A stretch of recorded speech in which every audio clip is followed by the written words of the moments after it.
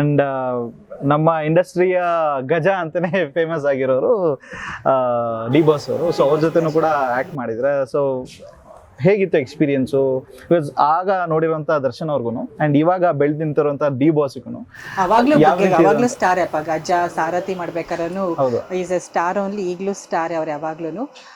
ತುಂಬಾ ಒಳ್ಳೆ ವ್ಯಕ್ತಿ. ಆಕ್ಚುಲಿ ಅವ್ರು ಮಾತಾಡೋದು ಪ್ರತಿಯೊಬ್ರು ಹೆಣ್ಮಕ್ಳಿಗೂ ರೆಫರ್ ಮಾಡೋದೇ ಅಮ್ಮ ಅಂತ.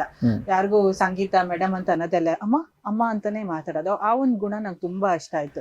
ಬೀಯಿಂಗ್ ಎ ಹೀರೋ ಎಲ್ರಿಗೂ ಅಮ್ಮ ಅಮ್ಮ ಅಂತ ರೆಫರ್ ಮಾಡೋ ಅಂತ ಅವಶ್ಯಕತೆ ಅಲ್ಲ, ಬಟ್ ಎಲ್ರೂ ಪ್ರೀತಿಯಿಂದ ಅಮ್ಮ ಅಮ್ಮ ಅಂತ ತುಂಬಾ ಚೆನ್ನಾಗಿ ಆ ಒಂದು ರೆಸ್ಪೆಕ್ಟ್ ಕೊಡೋರು. ನಾನು ಆಕ್ಚುಲಿ ತುಂಬಾ Darshan ಫ್ಯಾನೆ.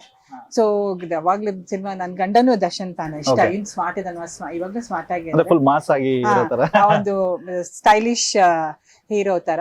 But always Darshan is always good. ಮತ್ತೆ ಈಗಲೂ ಸ್ಟಾರೇ ಅವರು. ಅವ್ರ ಜೊತೆ ಆಕ್ಟ್ ಮಾಡೋದು ಒಂದು ಖುಷಿ ಅಷ್ಟೇ. ಓಕೆ.